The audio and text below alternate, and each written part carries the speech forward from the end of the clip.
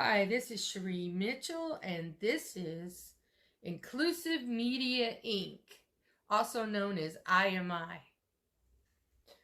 So, our website is inclusivemediainc.com.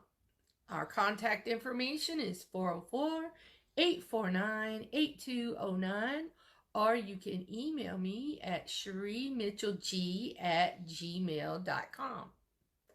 Inclusive Media Inc. is going to have many product lines, but in our phase one startup, we are focusing on inclusive media art. So, inclusive media art starts with prints by Jerome Lawrence, and they are $25 each. Shipping and handling is free. It's called Photo Restore, and we can take any picture, whether it's a person, pet, vacation spot, or whatever, and restore it back to new. Another service that we're offering is painting with pixels, and we can take a picture and turn it into art. Another service that we're offering is logo designing, and we can produce a logo for your company, organization, or group.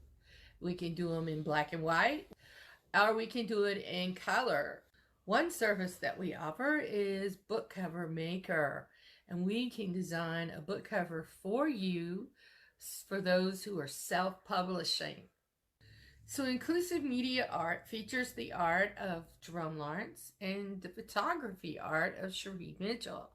And those designs can be bought on our e-sale page and available now on Amazon under our e-publishing are coloring books and a drawing pad.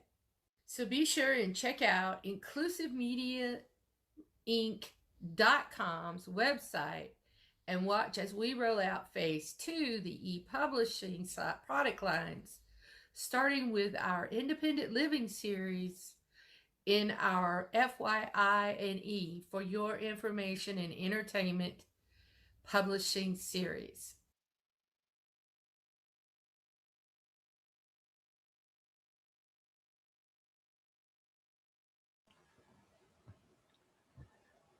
Welcome to the Black Disabled Lives Matter session. I'm Jay Silver. I'm your producer, technical producer for today's program. And during the presentation, you may ask questions at any time by using the Q&A button at the bottom of your screen. There's also a chat button you may use to communicate with presenters and attendees, similar to a discussion board. When sending a chat, you have the option to send it just to the presenters or panelists and all attendees. Presenters will respond to questions in the Q&A box, so be sure to put your questions there. Now, if you need assistance at any time, please use the Q&A box. Thanks, and now I will turn it over to today's presenter to get started.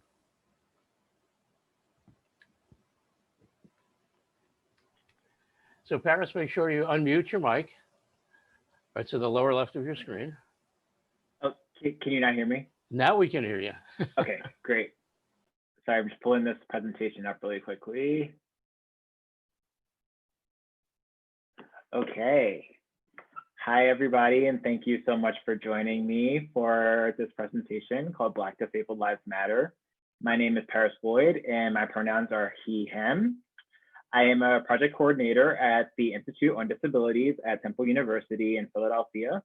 I typically work on projects around criminal justice and sexuality, which both have a lot to do with how I ended up speaking today with you about hashtag Black Disabled Lives Matter. So my objectives that I hope to accomplish through this presentation we'll start off with some grounding information. We will then get into how did Black Lives Matter begin?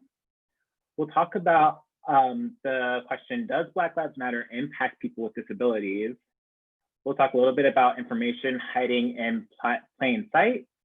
And then also, what can we do? So to start off with, I kind of want to, if you all know how to use the raise your hand feature, I'm going to ask you to use it really quickly. So I want you to raise your hand if you believe that hashtag Black Lives Matter affects people with disabilities. And if you feel called to, you can add in the chat box why you think so or why not. Okay.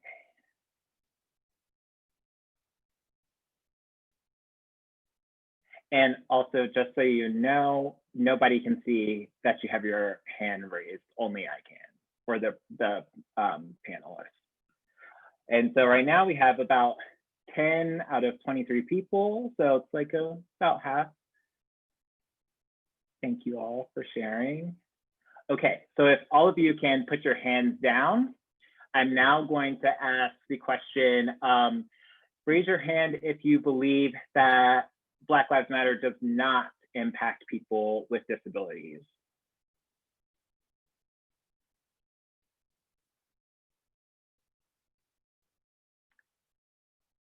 Okay, so nobody. So we're kind of on the same page here, which is cool. All right, so let's go ahead and get started. So in order to ground us, I thought it was important that we kind of get on the same page with some important definitions. These are words that I hear being spoken about a lot within kind of the spaces around social justice, around protesting, all these kinds of things.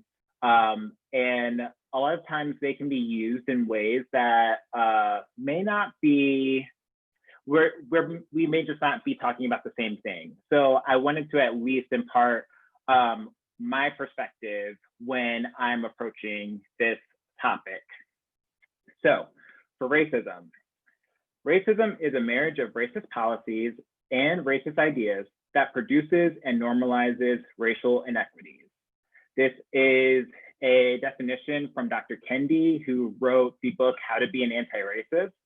And the important thing about this definition is that it gets past the kind of hallmark things that we see, that we kind of talk about when it comes to racism. So things like people wearing KKK garb, wearing blackface, things that are kind of like the symptoms of the greater system, which is the racist policies that we see, whether it be in the very kind of like micro level when it comes to maybe employers saying you can't wear, Black people are not allowed, or people are not allowed to wear dreads at work, which is a traditionally Black hairstyle. So kind of like policing what people, how people represent themselves into ways that are more professional, which can often mean representing yourself in a way that fits the white standard. So ableism. Ableism is a set of practices and beliefs that assign inferior value and or worth to people who have developmental, emotional, physical, or psychiatric disabilities. And this definition is from stopableism.org. And again, this is kind of getting away from the kind of like hallmark examples and then going towards the system that makes those examples so ever present. I see kind of like a lot going on in the chat box. I'm sorry, I'm gonna try to make sure I see this. Okay, my voice is echoing, sorry. That could have been my paper that was on the screen, I'm so sorry. So we kind of, if you attended the last session with Shanae, talking about like her issues getting accessible housing and how it's just like wasn't available. And these are kind of things that are symptomatic of the larger ableism that is kind of ever present within in the structural foundation of America, or like of a lot of our communities. The way that people are not considered unless you can kind of like walk. The way that we're just like able to move about the space, and people with physical disabilities are sometimes not even considered. And then so this gets into this idea of privilege. So privilege is the unearned access to resources and social power that are only readily available to some people because of their social group membership. So again, like I am somebody who can walk with ease. And so I am able to kind of access any space I'm invited to. Whereas we saw Shanae was not, like there were spaces that she was being invited to, but was not able to access because of the physical barriers. So, kind of talking about privilege again, I think it's important for us to understand our positioning. So where are we coming from? So I'm using myself as an example for how we kind of begin to check ourselves. So firstly, I'm a Black cisgender man. If you're not familiar with the word cisgender, that just means that the gender that the doctor put on my birth certificate is still the gender I identify with today. This has huge implications for how both my race and my gender identity have huge implications for how I walk through this world, how the world sees me, and both of those things intertwine to compose, in part, my worldview. So when I'm looking at a situation, whether it be a social justice situation or even just like watching television, I am looking at it through the lens of how do I walk through this world? Secondly, I do not have a disability. So there are perspectives that I am able to kind of learn, to discuss with people, am unable to understand through other people's words that I do not have to physically experience for myself. I have to realize that when I am traversing this work, because there's just going to be things that I do not understand. And this kind of goes for anything, but this in particular for identities that I do not occupy, I have to always remember to be a student first. So you have to make sure that you're listening, you're trying to understand, and if you don't understand, making sure you do the work to kind of make yourself as aware as you can be, to make sure that you're not contributing to ableism or any of the other isms that we're going to be discussing. So I grew up in a world surrounded by ableism, racism, sexism, homophobia, and so much more. This is definitely not something that I am alone in experiencing. We see this replicated in policies. We see this replicated in media, in conversations with friends. This is just kind of the standard for a lot of the spaces many of us occupy. I want to give an example, and this is going to be more rooted in racism, but one narrative that I often encounter is how rap music is rooted in violence and misogyny, and is ruining cultures and is bad for kids and whatever. But that same narrative is not in a way that I've seen, replicated for movies, which whether the movie is targeted towards kids or it's PG-13, rated R, whatever, there's so much violence that is just in our media all the time. And there's not the same narrative of this is ruining America, this is ruining our kids, etc. But we see these narratives intensified when it comes to marginalized populations. And so kind of understanding the messages that I have grown up with, that have surrounded me, I had to do the work to kind of unlearn them. And that is when I just became very, very social justice oriented. And I wanted to make sure that I was doing the work to ensure that I'm not continuing the tradition of the prejudices that are so ever present within like our society as a whole. And so that's kind of how I came to this work. So now that we have started with some grounding information, you kind of can understand my perspective when coming to this.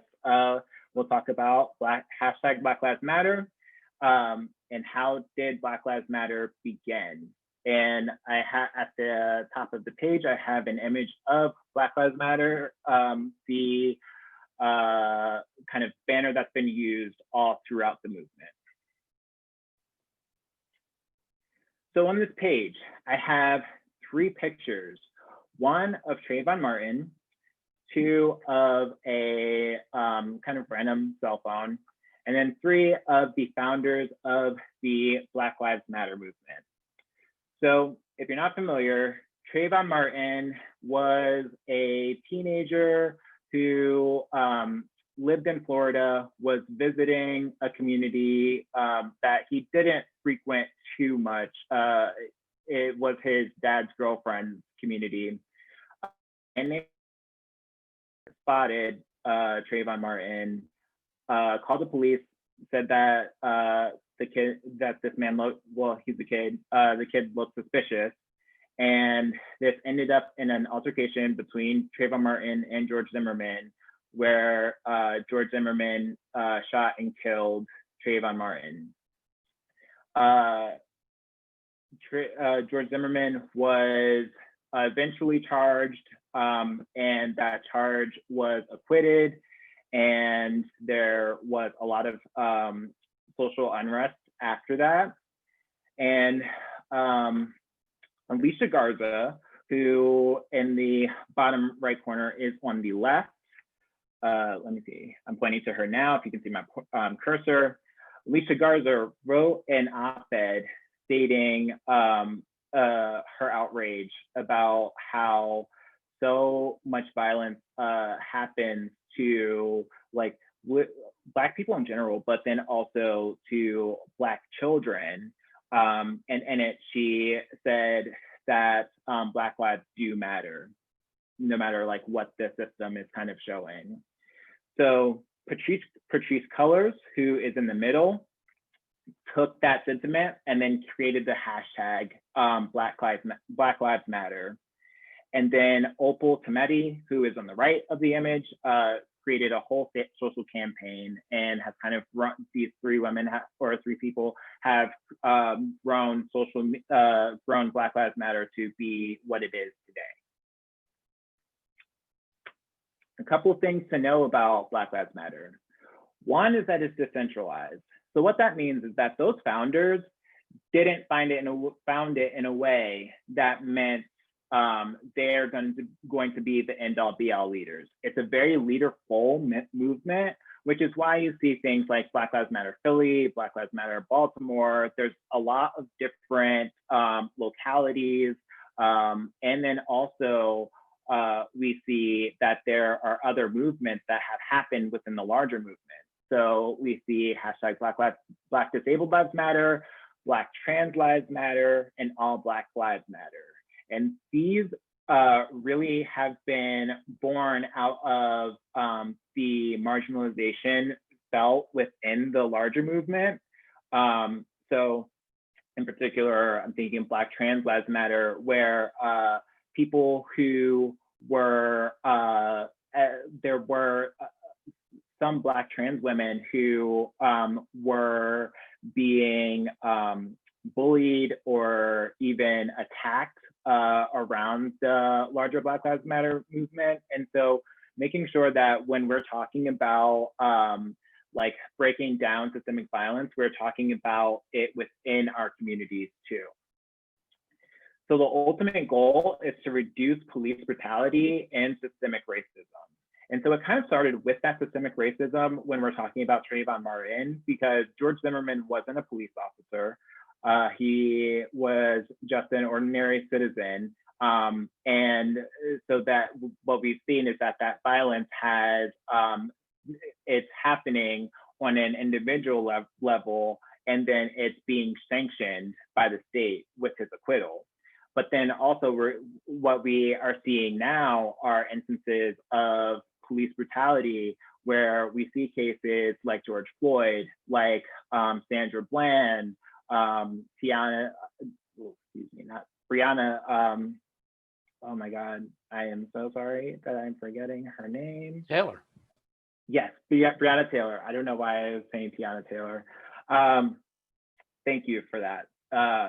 Yes, so we're seeing these like systemic issues that have that are being sanctioned by the state, and then also how that is being replicated into interactions with the police. And then lastly, this is another important factor, is that race is often focused on rather than the other identities occupied by the victim.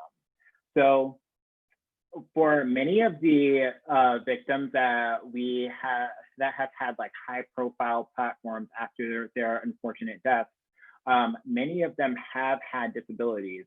Those are not being put on the same platform. And we'll kind of get into a little bit of why that is a little bit later.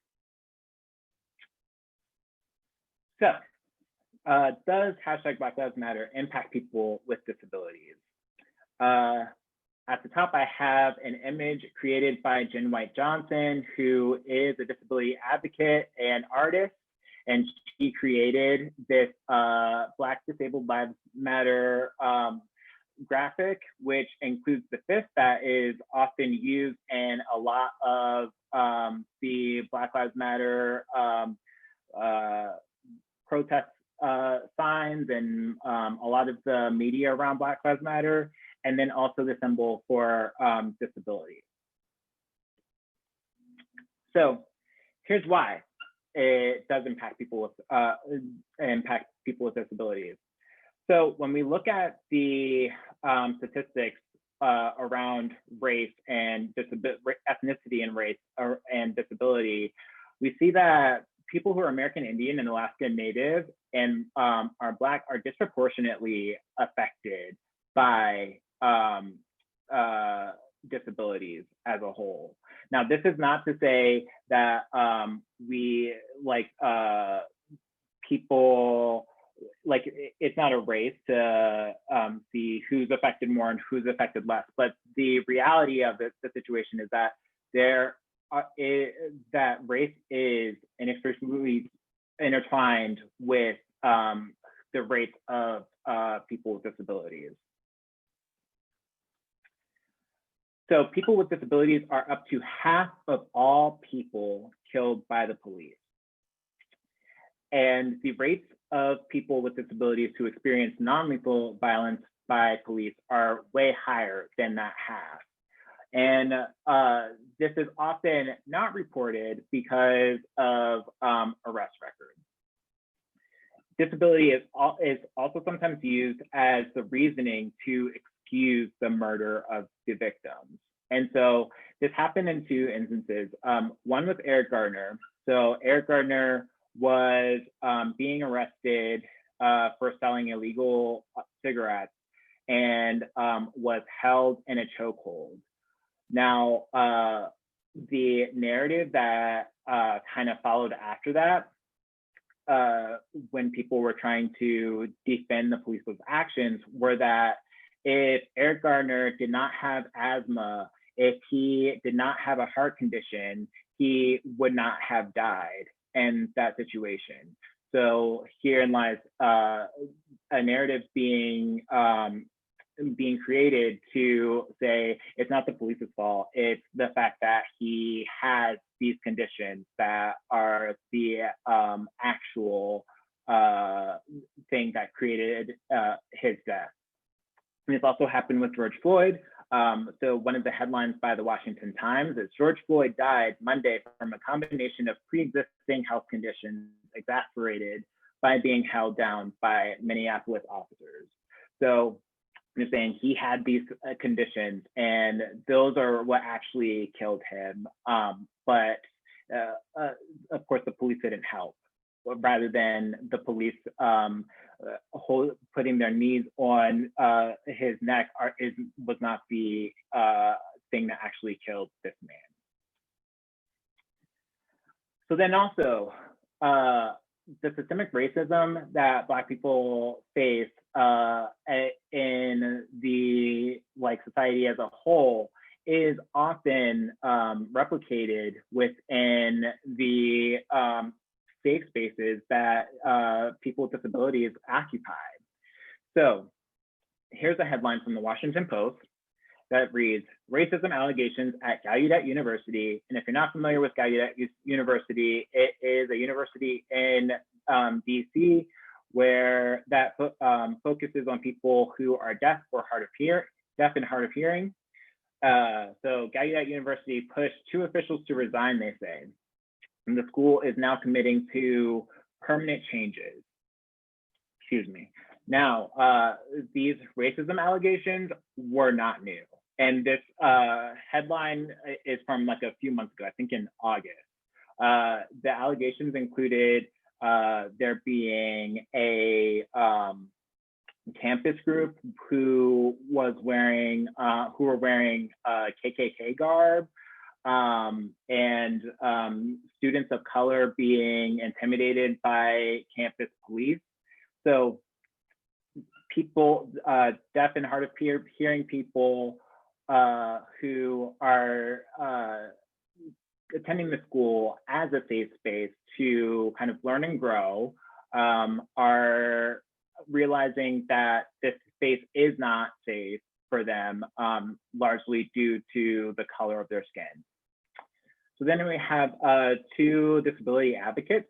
The first is Amani Barbarin, who goes by Crutches and Spice on Twitter. And she says, if you stand for racial justice, you must hold space for the self-diagnosed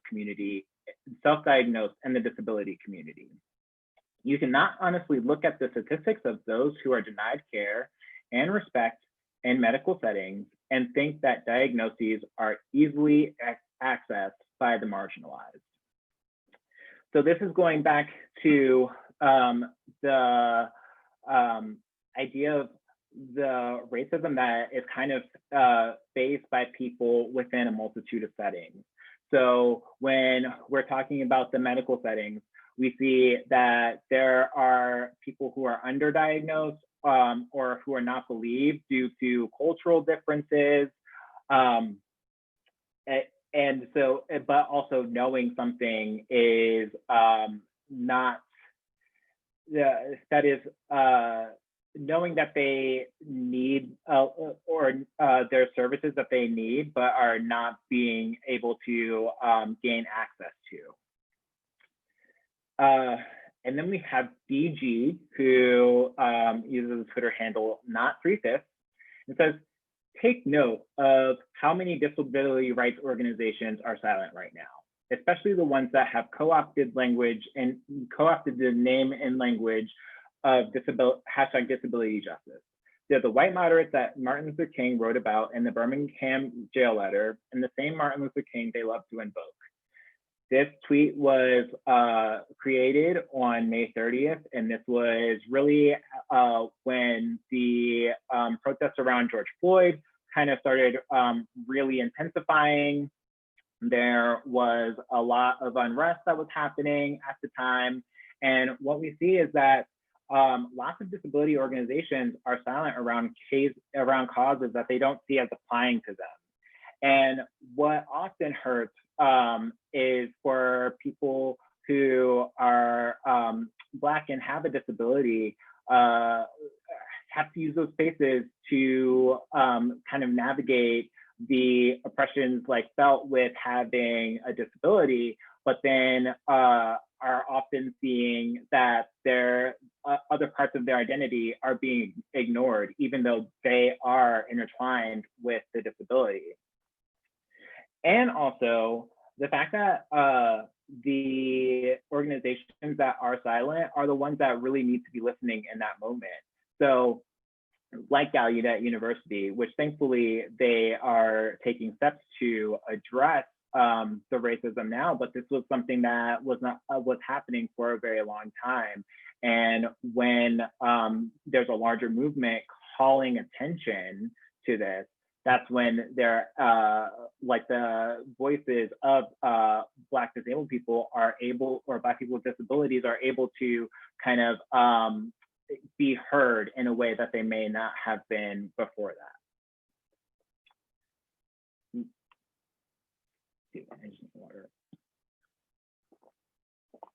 Okay, sorry. So movements like defunding the police disproportionately affect the disability community. So defunding the police is something that you may have heard a lot about this summer. This was something that was spoken a lot about at protests, in the media a lot. And what it's getting at is that currently we ask the police to do so much right now. So we're asking them to enter situations that could be potentially dangerous, like if there is a violent crime, there's a break-in, but then are also asking them to be mediators in situations like a mental health crisis. This is a lot to ask of one person, to kind of like be in the face of danger and then also be a mediator. So defunding the police is getting at, let's not put all these resources into having one system, but let's have a multitude of systems. So maybe if somebody calls to have a situation around a mental health situation addressed, maybe it's a social worker that comes instead of the police. You may have heard recently, it's a couple of weeks ago now, in Philadelphia, there was a man who was having a mental health crisis, and his family called 911, and they actually wanted the ambulance to come so that he could get access to some services. But instead, the police came. The situation got kind of escalated. The young man moved towards the police officers with a knife, and they shot him. So of course, if you are trained to react to danger, you're reacting to a situation in a way that if your main responsibility is de-escalation rather than kind of like the protecting the community in ways around in like situations that are actively dangerous, you're going to have a different response. And so that's these systems like the police, who have lots of interaction with people with disabilities due to like many community services not having as many resources as of now. And we're also seeing families who just don't have any access to any resources. And so they have to resort to calling the police. There's so much interaction between people with disabilities and the police, and defunding the police talks about having another option to respond to that. So this movement is very, very tied to the disability community for that reason. There are many Black disabled activists who speak about having issues surrounding their race dismissed within disability spaces.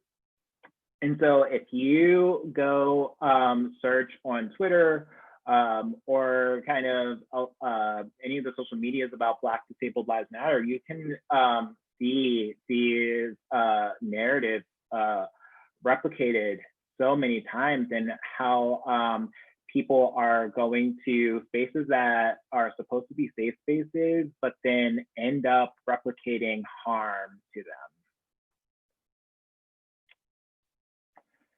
So, I have a graphic here. So the slide reads what we could be missing. And the graphic shows our thinking with the line going towards a red dot that is symbolizing the point, and the line is just missing the point.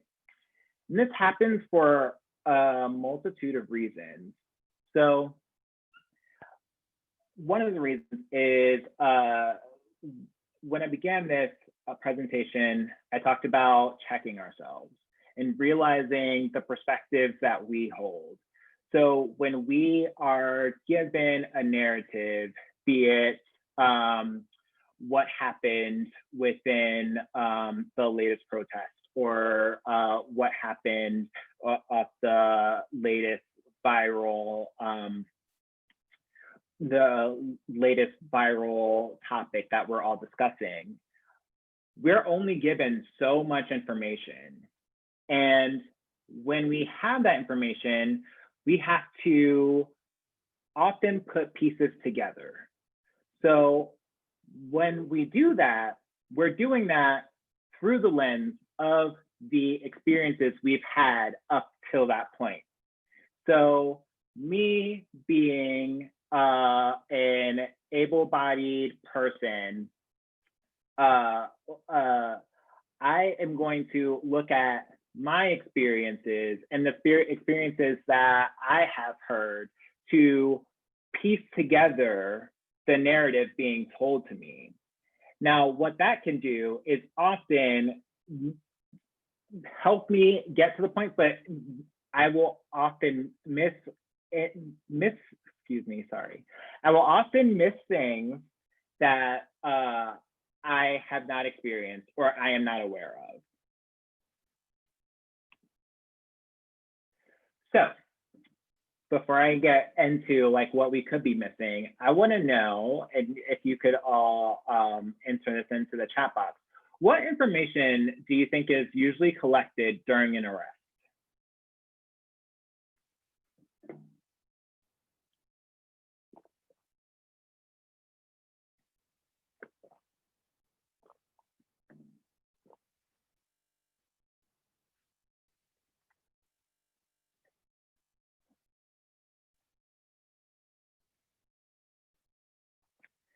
So we have one person that says age, height, address.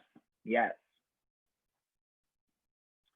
Age, sex, location, allegation. Yes. Race. Yep. Name, possible warrants. Good.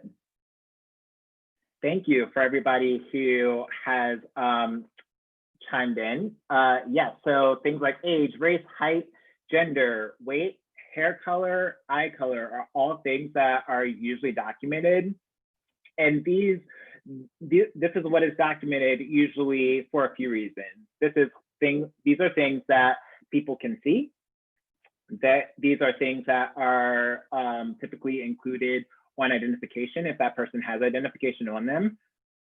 And there are things that are pertinent to the situation that are not included because they're just like not in our field of vision.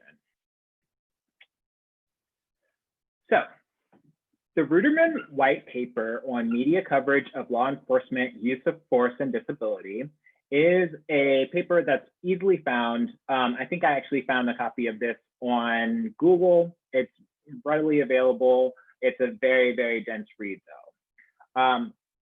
The paper utilizes media coverage because disability is not included in arrest records.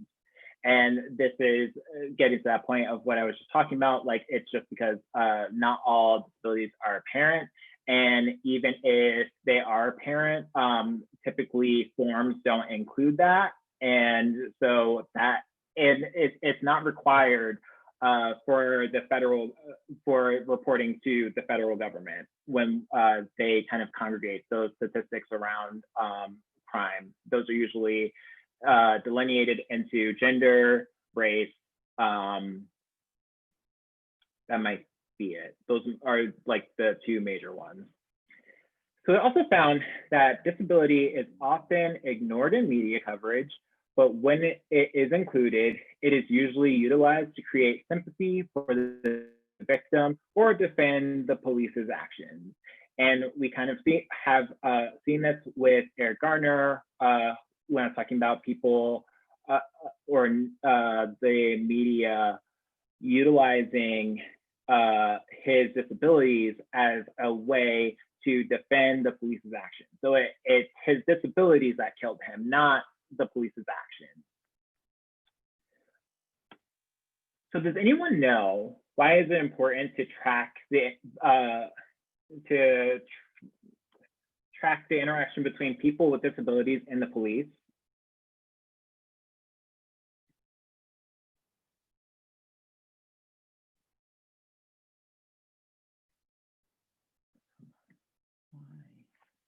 Sorry, I just messed something up.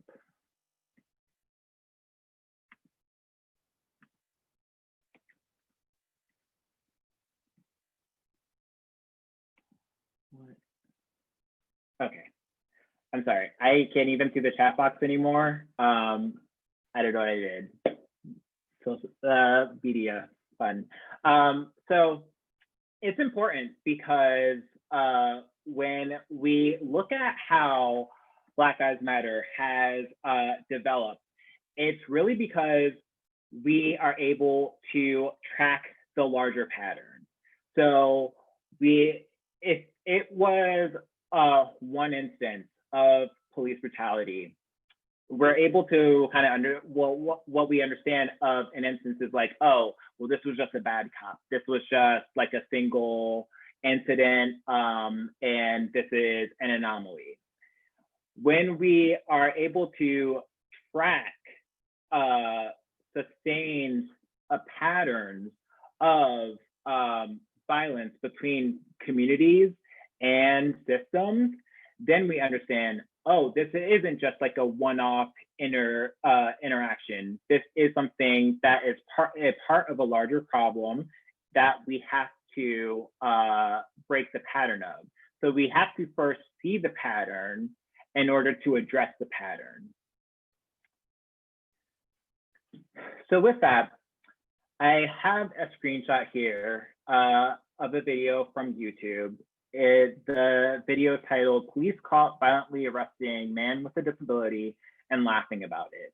This is from December 6th, 2019. I'm not going to play the video because I honestly just think that we have so much in this world of being like just violence. I don't think that we need to see it to know that it exists, but I am going to talk about it, so be aware of that. It'll probably be like 30 seconds, so if you want to mute me for a little bit, feel free to.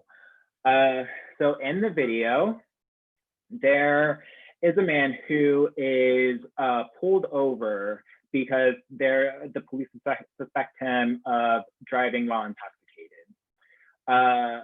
When he's stopped, he rolls down the window. The police ask him to get out the car, and the man says that he needs a cane to walk. The officer then grabs his cane, throws the cane to the ground, and then proceeds to throw the man to the ground. It gets pretty violent, and the video then shows interaction between the arresting officers and a few fellow officers afterwards, laughing about the interaction. So they were saying things like, he told me that he needed the cane to walk and I threw him to the ground.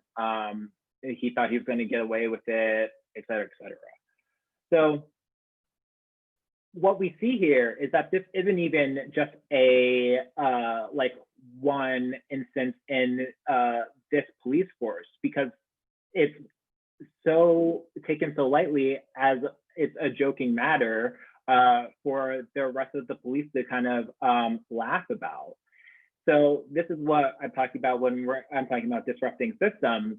We have to understand the perspectives that are happening within these agencies to disrupt them. Because if this is something that is so flagrantly laughed about, then this is something that is probably not the first time happening and something that needs to be addressed. Black disabled lives matter. So how do we get involved? Getting involved. Realize that getting involved can mean a multitude of things. If you have kind of started to begin this work, you might have heard things like,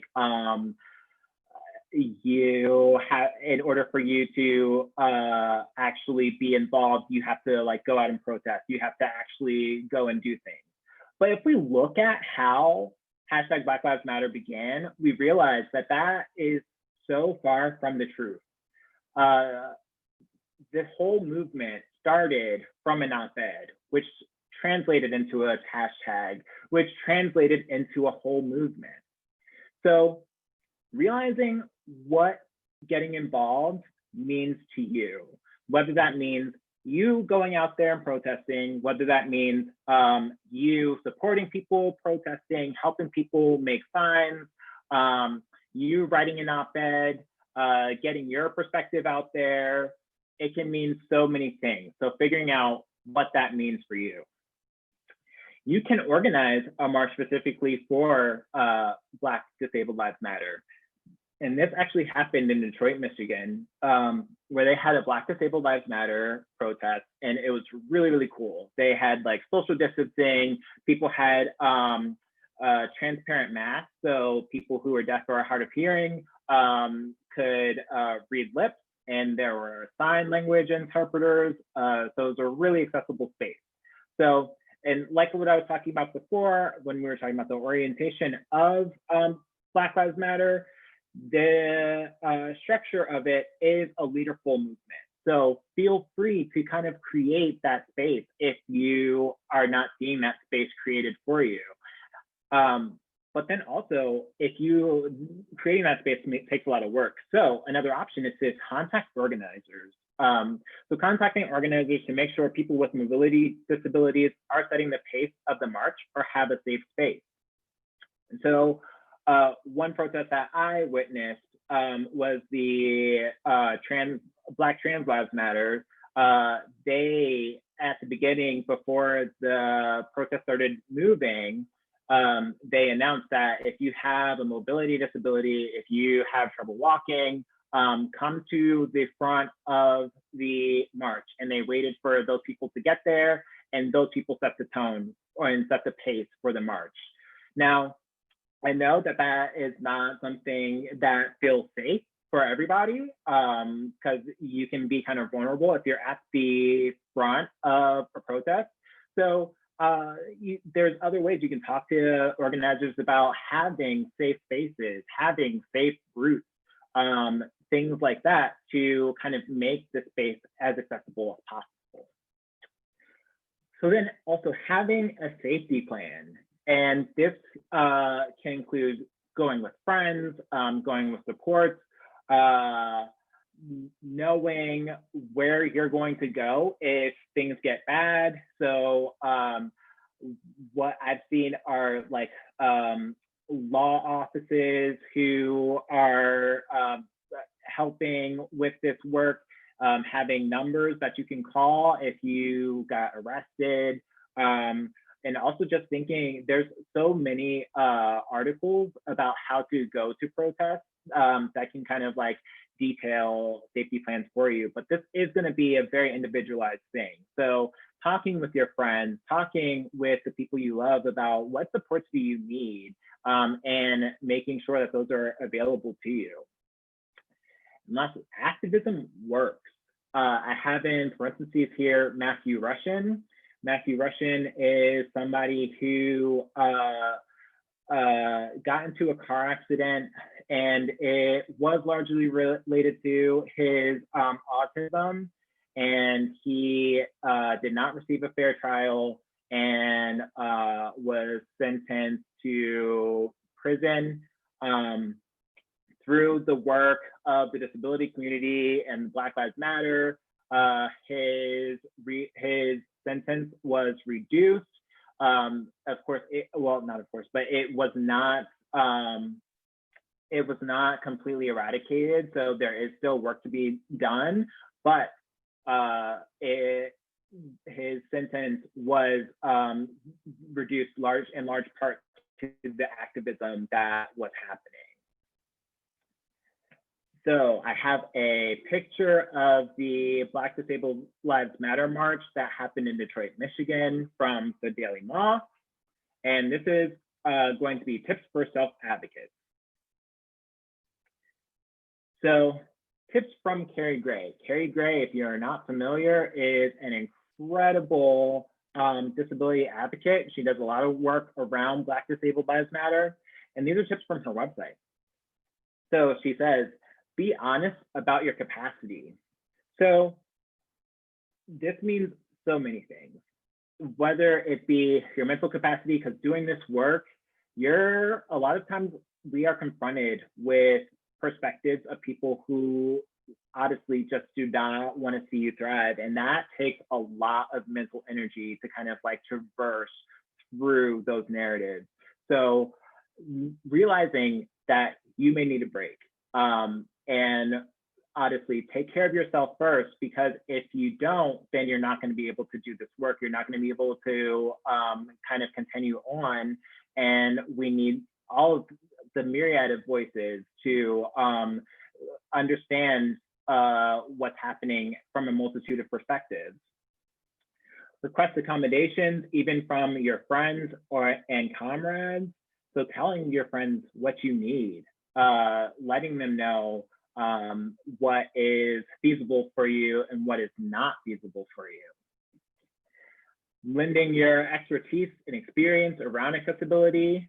Really great if you can reach out to facilitators of marches to kind of let them know, hey, this march is going over a cobblestone road, this is not accessible, letting people, helping people understand your expertise. But then also leveraging allies who will also lend their voice, because it's not fun to always tell people what you need, or policing like what is accessible, what's not.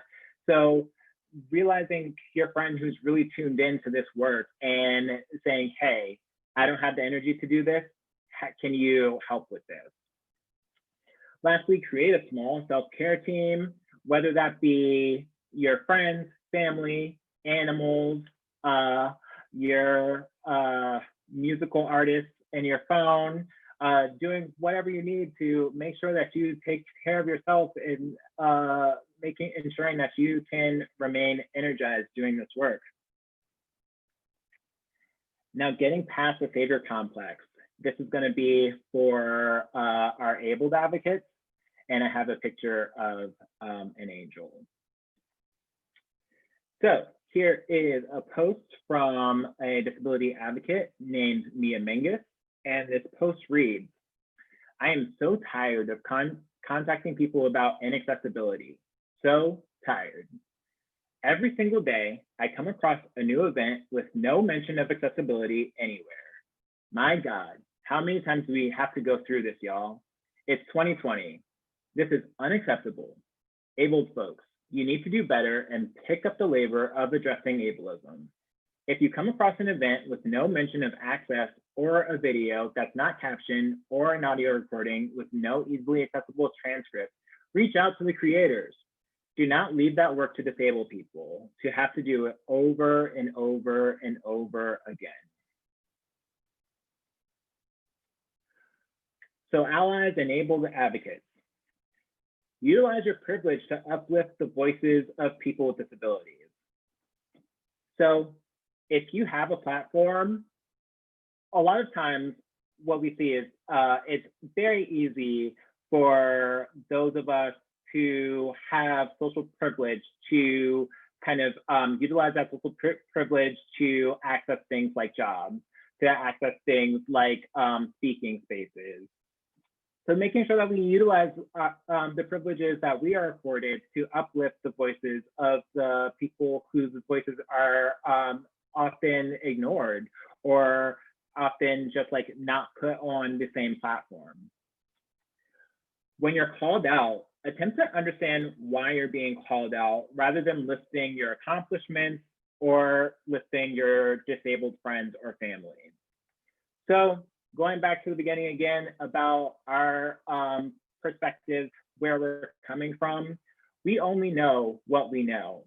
So when you're being called out, somebody is trying to tell you that the action that you're doing is harmful, that the words that you're using are harmful. They're not saying that you're a bad person. There are lots of people who are very nice, great people who slip up. That's going to happen for any of us.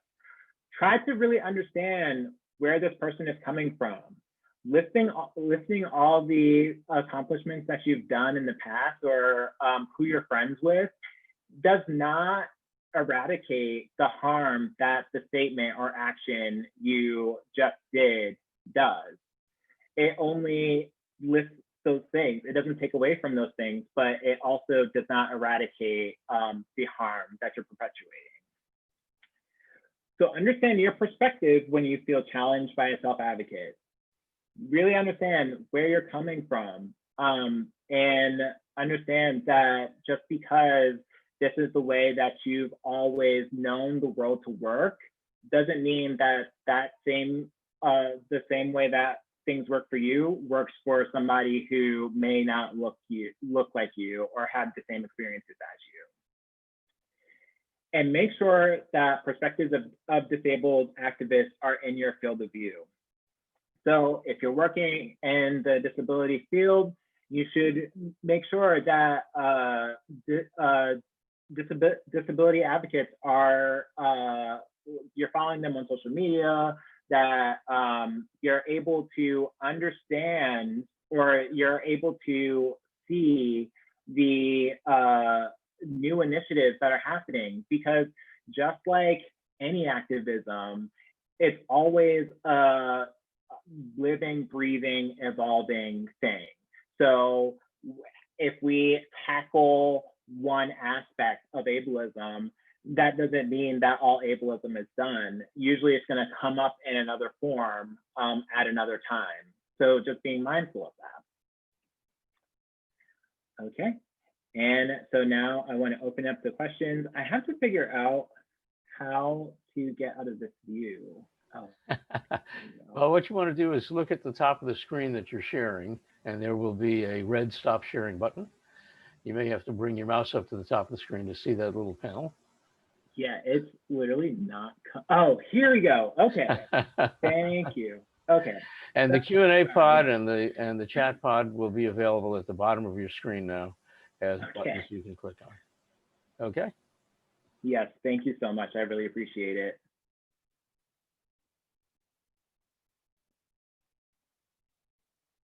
So actually, now that I have this figured out, I will also put up my contact information just in case people want to ask questions and don't want to ask them here.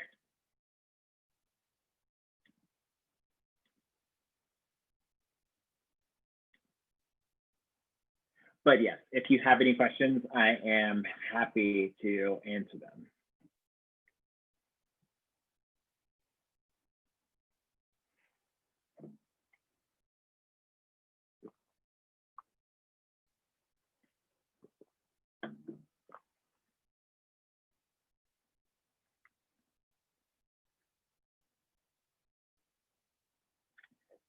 Thanks, Izzy. Izzy says, thank you so much for this presentation. I'm thankful that all of you attended.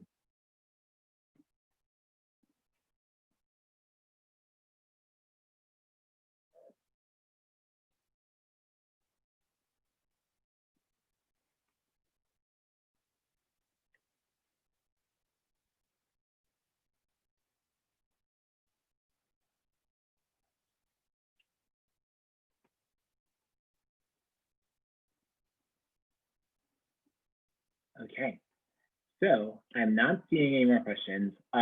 So if you would like to reach out, would like to connect in any way, my email address is parris.boyd@temple.edu. Parris has 2 R's. My parents had a very misogynist reason for doing that, but it's my name. I love it now. So feel free to reach out. Oh, wait, there's a couple more things in the chat box. Let me just check this out. Oh, we have a question in the Q&A pod. Okay. Most providers believe they are progressive since they work with disabled populations. How can we structure a conversation about their race relations? This is very true. This is actually something that I see all of the time. So a lot of us think like, yeah, even if we work with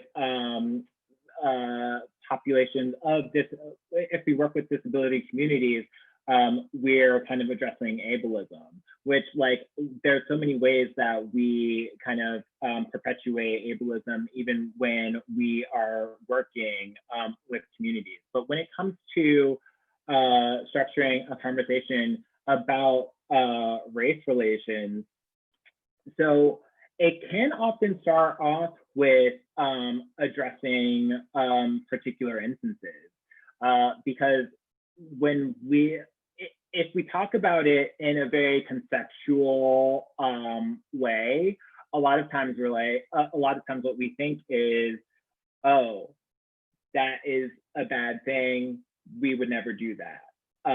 So if we can kind of disrupt the patterns that we are actively seeing, I find that to be a lot more useful, even though that can be a scary thing to do. So, I mean, it's a very hard thing to do. I'm very fortunate to work at an organization where we have actually created a task force to kind of address the like racism, ableism, all the things that are kind of coming up. But if you're not feeling comfortable to bring up these instances, a lot of times, like if your job has a listserv where you can reach out to everybody at your job, sending articles that you think may address situations that come up that might resonate or hit home, or even following advocates that are doing this work and forwarding like their tweets, their social media posts that resonate to the work that you're doing. So actually utilizing the voices of the people that you may be serving to kind of amplify, oh, we may be doing this thing that we think that we're disrupting. I hope that answers your question.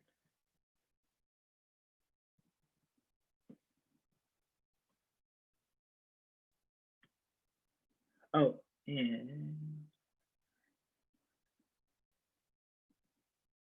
okay, so we have another one. So most providers of disability services and publicly financed systems that people with disabilities and their families interact with to receive home and community-based services tend to still have pervasive systemic discrimination/bias. How do we challenge these individuals to be more proactive in promoting equity and ensuring that people with disabilities who are also people of color are getting appropriate levels of access and support? So if you are an organization, so you said publicly financed, so is this in regards to organizations that are like grant-based, or is this kind of like government systems? So if they are grant-based, you can actually write that in a grant. So especially if you have demographics that are, okay, government systems. Okay, so government systems, a little bit harder because I am honestly less familiar with government systems because I do work on grant based work primarily, but there was finding the demographics of your community, and if you're tracking like race and things like that for the demographics of your work. Okay, yes. Okay, we'll do. But if you are doing, if you do track things like race, gender, etc., looking at if the people that you're serving are kind of like similar to the demographics of the people in your community. So if you are, if the populations that you're serving are primarily white people, but then your larger community has a huge minority population, looking at why that is. And when it comes to addressing why that is, making sure that people who are representative of the populations that are not being served are being included in those conversations, and also that they are being included in those conversations in a way that is actually fruitful. So not that they're just sitting in a room and their ideas are being dismissed, but honestly, like having their ideas mulled over and talked about. Now, when it does come to grants, you can actually write the grants in. So if you realize that you are not being not being as population, writing that in that you must serve X amount of people, so that it's written in to make sure that people are that you actively have to go into communities to make sure that those people are being served as well.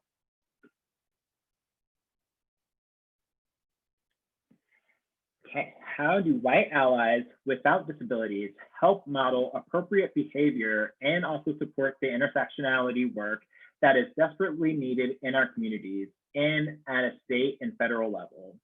Are there additional resources or trainings that you would recommend we explore? Many people want to do better and be better allies, but don't always know where to start in terms of educating themselves on new strategies, taxonomy, and behaviors on model / implement.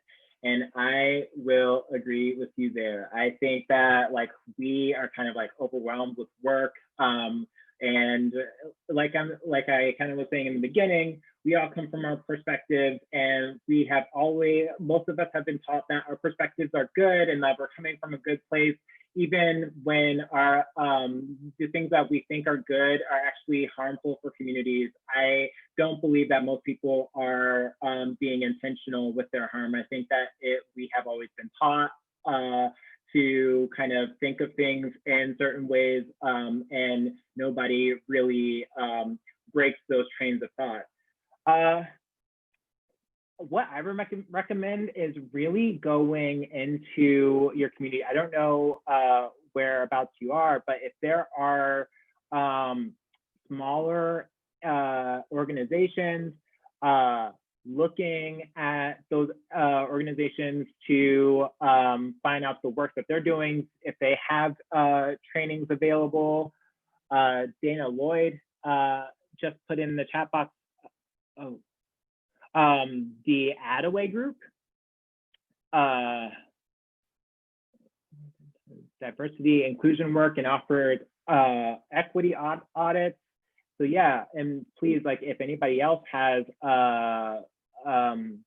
resources, please feel free to share. I think like, yeah, the thing that I love about presentations is that it's a room full of people with perspectives and resources. So like if we can all come together and kind of figure those out, I think that's like mostly helpful for all of us.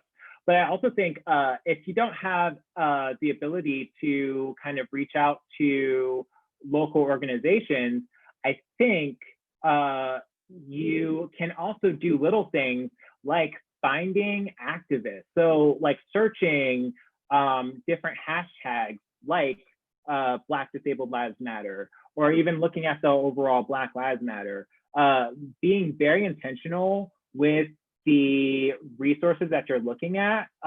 There's so many free things. If you just like go digging, making sure, like, even if you can build in to your day, like, hey, I'm gonna follow such and such disability activists and use like 30 minutes of my day to make sure that I'm aware of what's happening in that field. A lot of times, a lot of these activists have these resources that I unfortunately don't have off the top of my head, but they're definitely out there. It is really not even, it doesn't take too much effort to find them, but it is just like knowing how to look. And I'm a big proponent of using Twitter, just following hashtags and being able to kind of look from there and understand and find out the resources that people are already utilizing. So Serena says, thank you, Parris, for answering these questions and for such an incredible presentation. Just amazing work, and thank you for your leadership in this critically important area of social justice. Thank you, Serena. I really appreciate that.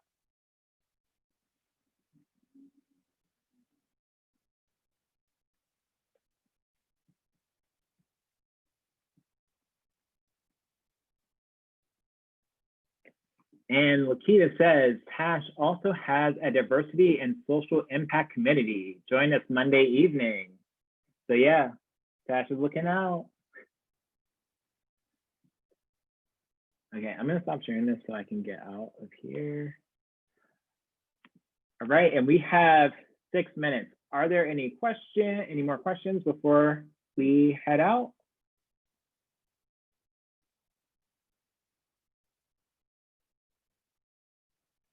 And again, if you want to reach out, my email is Parris, PARRIS.BOYD@temple.edu.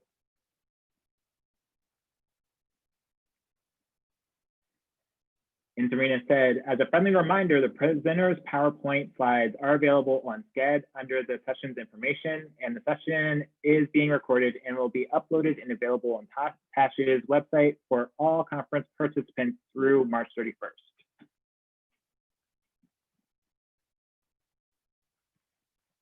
Okay, and I think we're done. Thank you so much for everybody for joining. I've really appreciated all the questions, the comments, and I'm very appreciative that you all took the time out to listen to me speak. And Parris, thank you very much for an expert presentation. Very, very informative. So we're going to bring this session to a close now. And I will remind you all that we have community meetups tonight. There are 3 of them. They're available in SCED to decide which one you want to use. They have different links. They have different links than the ones you used for the webinars earlier today. So you'll want to check out, get those links from SCED. Everyone have a great evening. And if you're joining us in the community meetups, I'll see you there.